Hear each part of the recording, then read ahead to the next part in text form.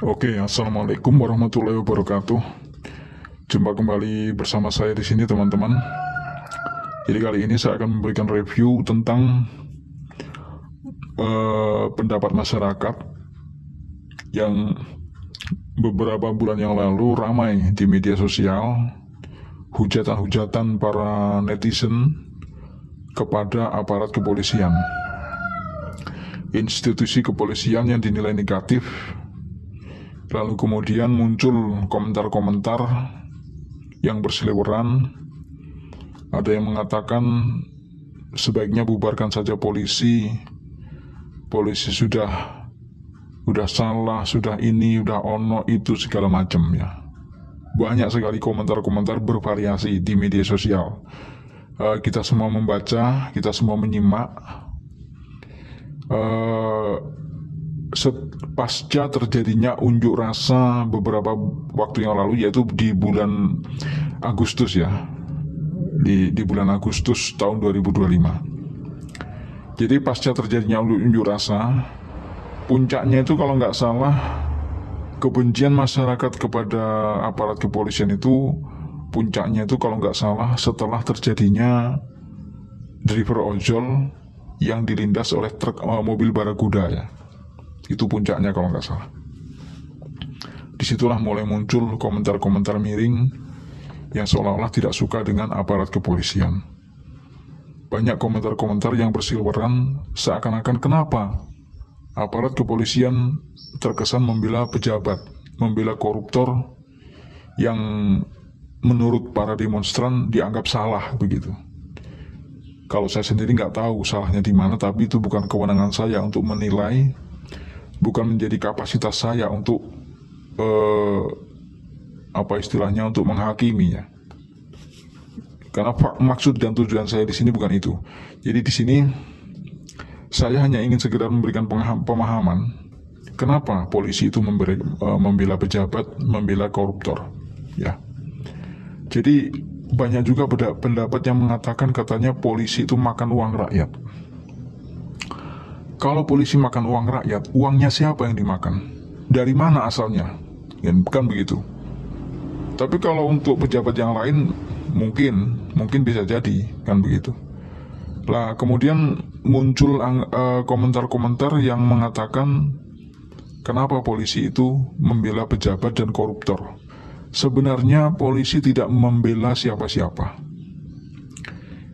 Tidak ada yang namanya polisi itu membela koruptor atau pejabat. Maaf teman-teman ya, di sini saya berbicara. Sebelumnya saya tegaskan dulu, saya di sini tidak bermaksud membela polisi karena saya bukan polisi.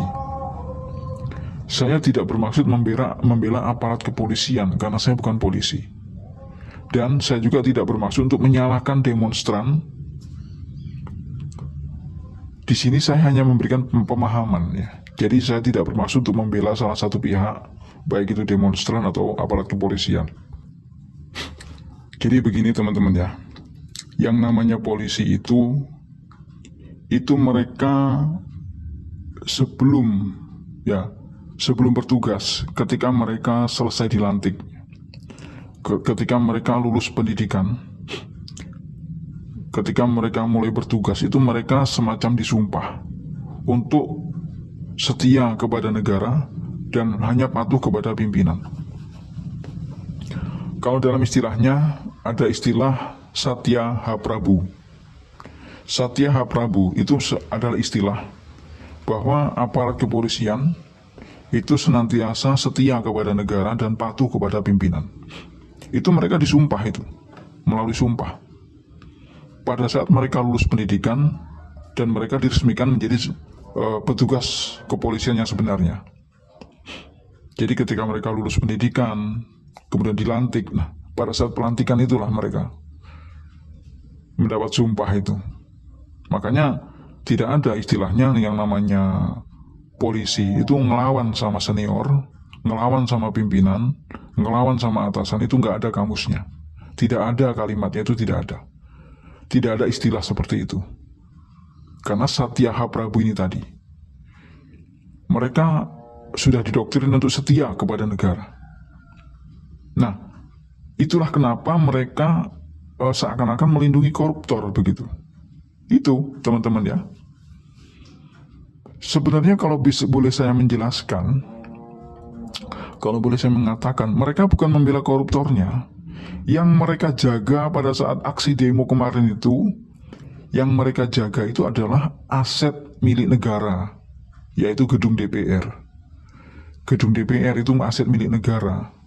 Jadi sudah menjadi tugas dan tanggung jawab aparat kepolisian untuk menjaga dan menertibkan, untuk mengamankan.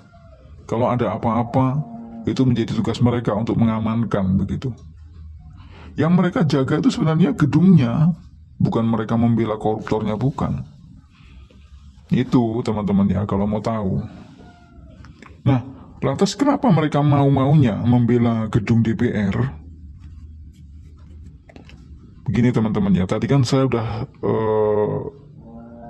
katakan dari awal bahwa yang namanya anggota kepolisian itu, aparat kepolisian itu, mereka sudah disumpah untuk patuh kepada pimpinan. Ketika pimpinan mengatakan A, pimpinan memerintahkan A, ya itu dilaksanakan. Nggak ada titik, nggak ada koma, nggak ada tanda tanya. Apapun yang diperintahkan oleh pimpinan, mereka laksanakan. Jadi ketika seorang pimpinan memberikan komando, jaga gedung DPR, ya udah dijaga, apapun itu, meskipun nyawa taruhannya. Itu teman-teman. Jadi nggak ada titik koma, itu nggak ada. Karena istilah Satyaha Prabu ini tadi gitu loh.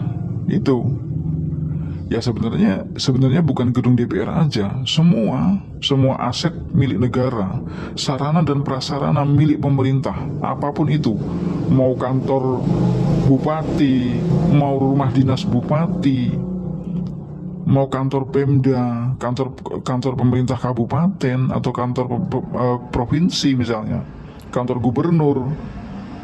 Jika di situ terdapat ancaman, maka sudah menjadi tugas dan tanggung jawab dari aparat kepolisian untuk menjaga dan menertibkan begitu. Jadi ketika seorang pimpinan memerintahkan, memberi komando, jaga kantor bupati, besok ada demo, ya dijaga, meskipun nyawa taruhannya. Begitu. Karena memang itulah konsekuensi ketika seseorang mengikrarkan diri untuk mendaftar sebagai anggota kepolisian begitu.